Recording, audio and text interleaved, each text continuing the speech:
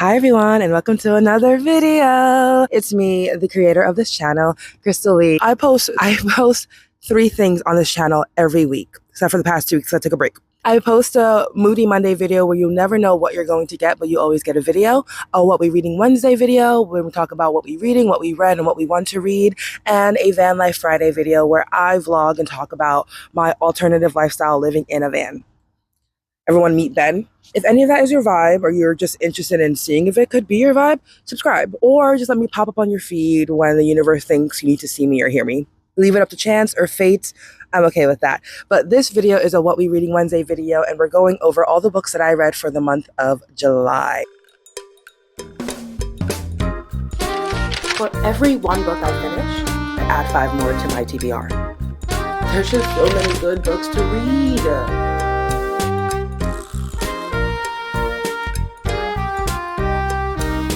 Where's my phone? Handy dandy notes. In the month of July, I read 6 books, but I'll be talking about 7 books because one of the cutoff kind of books, even though I read it like at the last day of June, I still want to talk about it for July. 5 of the 7 books I'm talking about, I did a whole video for them because I read them while I was doing a video to catch up on my Goodreads goal. I have a goal this year to read 50 books. I am currently 5 books behind. When I was making that video, I was 5 books behind. But altogether, I have read 24 books. Let's start off with the book by Jasmine Guillory, a modern-day retelling and inspired by our classic princess story, Beauty and the Beast. And I loved it down simply because my favorite Disney princess and story is Beauty and the Beast. Why? Belle is a book girly, and she just happens to fall in love with a wolf. That is one of the paths almost of every girly pop who reads books. Of course I'm going to fall in love with a werewolf. Of course. Is it a wolf or just a beast? He's a beast, but I think he's a wolf. Anyway, we have our female main character, Isabel, who works for a writing company or a publishing company. And she started off really liking it, and then it turned into something that just kind of sucked. Her boss never gave her the praise that she deserved, and she was also dealing with this meanie of a coworker who used to have her job as an assistant editor. And he was just a bitch. And one day during a conference, Isabel volunteered to go to the mansion of one of their writers, whose name is Bo Towers. And she volunteers to go to his mansion and see, hey, because he has not been writing. He said he would be writing. He wasn't writing. He is not doing anything to deliver to the publishers the book that he said he wanted to deliver. And so Isabel volunteers to go to his house. She thinks that this is going to be a time for her to shine, to inspire this writer to write. When she gets there, she happens to have to stay. She ends up staying for a longer time, mostly because of a threat. Bo was like, okay, fine. But when she gets there, she tries to get him to write. He's very resistant. And at some point, he's like, you know what, fine. You want to stay here and try to motivate me to write? Fine, stay here. And he really makes her stay here and not necessarily locks her into something, but she can leave. But she decides to stay because this is her chance to do it. Also, on the first day, she got a little drunk. Anyway, and that's kind of how the story of Beauty and the Beast is. So therefore, that's how the story of this book starts. But obviously, there's a lot of modern day stuff because it's not really Beauty and the Beast. I genuinely loved all the callbacks to the original movie and how Jasmine Guillory was able to work it in, also while working in the stories of 2 people just kind of coming together and helping each other release the talent that they have as writers, release a story that they have been wanting to tell the world, also just fall in love. And it was nice, it was cool, it didn't do too much, it was perfect. I rated it 3 stars out of 5. Jasmine Guillory also has a lot more books that are modern day retellings or inspired by our Disney princesses. She has Tangled Up in You, and it's called the Meant to Be series. So we have If the Shoe Fits, Kiss the Girl, Tangled Up in You, Worth Fighting For. Oh, interesting. Worth Fighting For is a Mulan-inspired story, but it is by the author Jessie Q. Satanto, and I put it on my TBR because it just sounded like it was my vibe, because I do like Mulan. It's another one of my favorites, but it's not by Jasmine Guillory. Oh, I'm so stupid. I thought all these were by Jasmine Guillory. The Meant to Be series are all these books written by different authors. So By the Book is by Jasmine Guillory, but everything else are by other authors. I'm just a person who assumes a lot of shit. So If the Shoe Fits is a Cinderella retelling by Julie Murphy. Kiss the Girls, nope. Kiss the Girl by Zoraida Cordova, Tangled Up in You by Christina Lauren, and then Worth Fighting For by Jesse Q. Satanto. I like that I just realized that, but if you're into stuff like that, please look up any of those books. I love a good modern day retelling of my favorite story. I have 3 different retellings of Beauty and the Beast currently on my bookshelf in my van, and I can't wait to read them, but this was a great start. Meant to Be, or by the book by Jasmine Guillory. The next book on my list are actually 2 because they were very short reads, but they're a duology. It is A Psalm for the Wild Built and A Prayer for the Crowned Shy. These 2 books are written by Becky Chambers. It's a monk in a robot series. So a monk leaves where they were originally working to become a traveling tea service business. And so he's essentially living in a van, working out of it as a tea service. And he goes around his town and the country giving tea services to people. And tea service, a tea service, it helps people kind of relax and give them like a moment. It's basically a coffee shop, but like the teas are crafted to what the person needs. And the monk became really good at it. While doing this tea service, he gets the urge to go to this mountaintop. This mountaintop, which I forget the name, is somewhere that a lot of monks before him went to kind of find themselves or find an answer to something. And on his way there, he meets a robot. In this world, robots were created to help society, but at some point they became self-aware and they asked to leave. The humans decided that it is okay for them to leave because they decided that it was a moral thing, that it is a like stay what we made you to be thing. So they allowed the robots to go and live in the wild that was untouched by humans. And some humans were able to get past that and work past that. Some humans decided never to use technology again because of the chance of that technology becoming self-aware. Some people decided on a different path altogether, but that's why they have robots. And this monk and a robot meet, and the robot is meeting this monk simply because there was also a kind of an agreement that at some point the robots will come back down from the mountain and ask the humans, what do they need? How can they be helped? Because obviously the robots were there to help them, and leaving could cause humankind to simply just pass away. So this robot was doing that task of coming down to meet humans and ask them what they need or how can he help?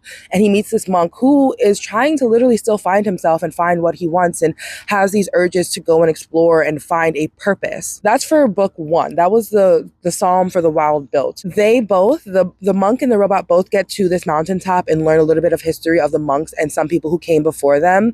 And they learn a little bit about themselves as people. While the monk is a person, the robot still calls themselves an it because it is what it is. And they understand that they're just a little self-aware of the fact that they have the ability to be something else or do something else other than what humans want them to do. A Prayer for the Crowned Shy is after the monk and the robot reach this mountaintop. They are coming down to actually get the robot to connect with other human beings as the robot learns what humans have done and learn more about themselves. And at the end of the second book, it is also a theme that the robot themselves don't even know what they are made for. They don't know their purpose, and they're kind of afraid as well. Even though I pretty much said the plot, there are so many cute takeaways and so many things and little passages in each book that really made me feel seen and made me like connect to that, because it's crazy how whether you're a human or a robot, there's still a question that develops asking you, what are you made for? What is your purpose? What do you do when you're essentially alive or aware? The next book that I read was The Full Moon Coffee Shop. And essentially there's this full moon cafe that only is visible or around during a full moon. And the people who run the cafe are all named after planets or stars. And a person who needs their help astrologically finds the cafe just by way of finding the cafe, and they're able to help them via reading their natal chart. Natal chart is a picture of the sky at the minute that you were born, and it kind of depicts the energies that you have within yourself and how you and it gives a story of how you should navigate throughout the world because of those energies. And the people who run the cafe, which are all cats, and they all have, again, names of planets and stars, they help humans. They help the people who find their cafe navigate life by reading them their chart or just giving them little like instructions or small advice, like astrological advice of how to get over this thing that they have been dealing with. There are 3 different stories in this book, and they are all interconnected, and it's just really a nice book. It doesn't do way too much, but if you're into astrology, you'll love it. If you're trying to learn about astrology, you learn a little bit more about it. It was just a very cute read, and I enjoyed it for what it was. Since I am an astrology girly and I know more than the average person, I loved it. I rated it 3 stars. I also rated A Prayer for the Crown Shy 3 stars, and I rated A Psalm for the Wild Built 4 stars. I did that backwards, but you get it. The next book that I read was Exalted by Anna Dorn. This is a story about 2 women, one woman being an astrology Instagrammer and another being a late stage lesbian and a Leo. Wait, hold on. I'll give you names. 1 second, please. Hold. Emily Forrest is the hottest astrology account creator. And then the other person, her name is Dawn Webster. Dawn follows Emily's account. Emily is trying to figure out how to get her life a little bit better because she's getting tired of running that account. And so we see how both of their lives play out and how connected they are. There's a twist in the plot that I didn't see coming. And I feel like it kind of is like a comedy when it comes to astrology and accounts that people create and how people believe in it so much to a detrimental amount, because some people can use astrology to say, oh, I'm a Leo, this is just how I am. Your birth chart, your natal chart are energies that help you navigate through the world, but at the end of the day, you have your choice. And I think our writer, Anna Dorn, she kind of put that into a perfect book. It's funny, it's kind of annoying. Emily and Dawn are both insufferable characters. Emily has some redeeming qualities, whereas Dawn, she does not.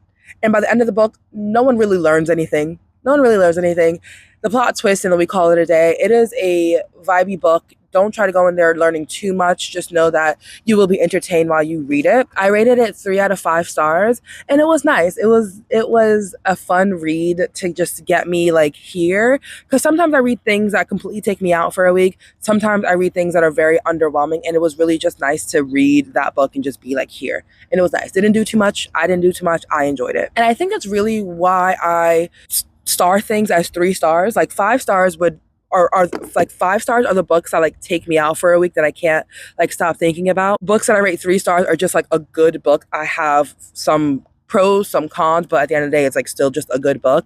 And I think there have only been a good handful of books that I've rated 2 stars or lower. And like, that's it. The next book that I read is To Serve with Love by Layne. It's a romantic comedy following 2 30-somethings who meet on a blind dating app only to realize that their online chemistry is nothing compared to their offline rivalry. It is lovers to enemies. It's enemies to lovers.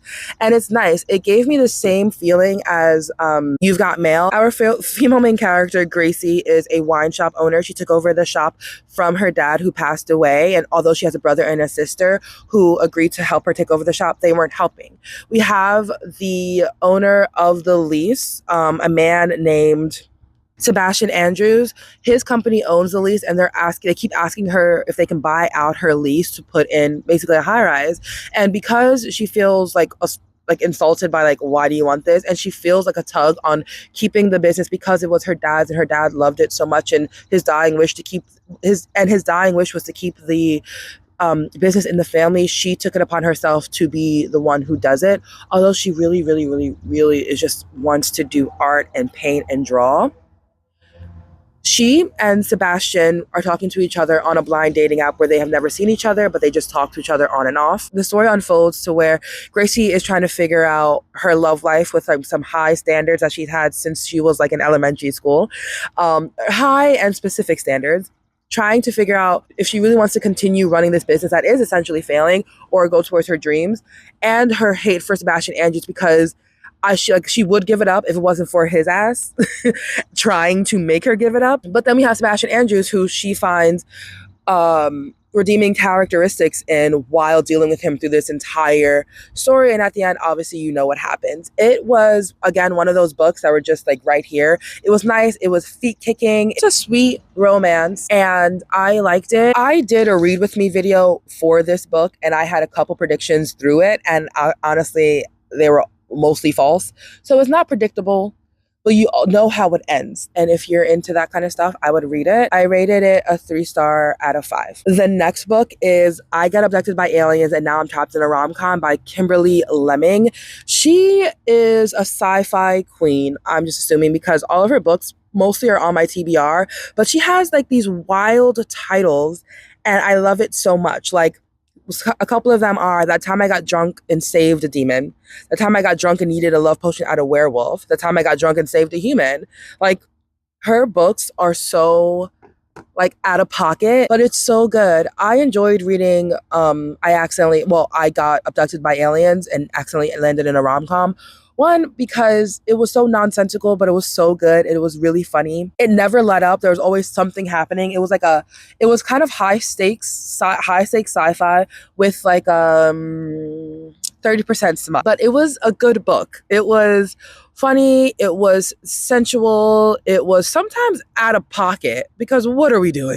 What are we doing? It has a few triggers at the beginning, because the reason why our female main character Dorothy gets abducted by aliens is because aliens are trying to right a wrong that they did. They accidentally ruined an entire planet. They took the survivors of that ruined planet, put them somewhere else. That somewhere else that they put them was a planet that the aliens themselves built in order to keep them alive. However, the aliens grabbed only men from those planets. And so they needed to right their double wrong and grab women. They decided that human women are the most compatible with these aliens. They abducted Dorothy. They kind of made her a little bit more able to stay on the planet that they brought her to. And the entire thing is them trying to mate her, trying to breed her essentially for the population of these aliens to continue on.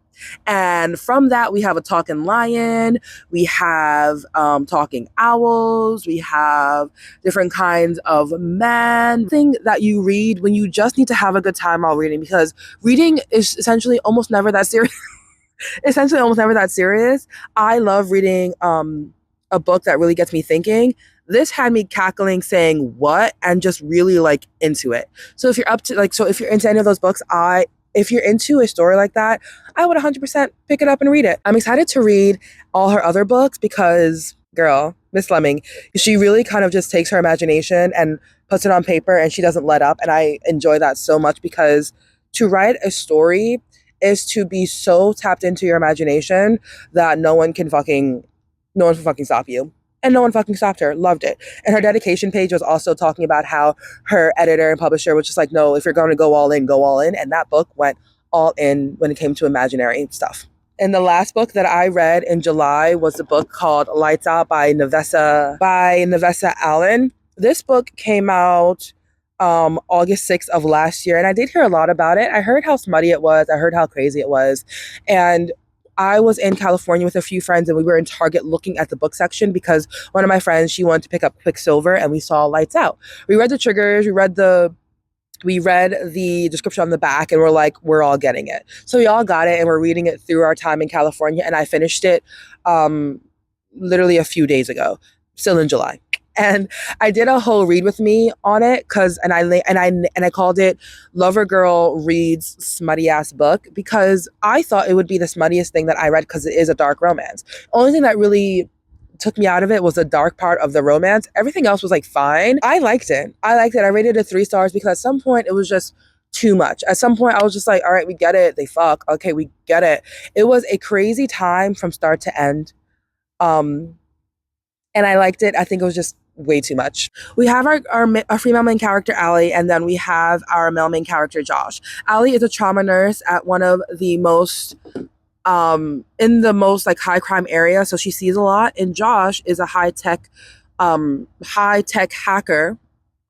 top 3 in the entire world, and his dad is a serial killer, or was a serial killer.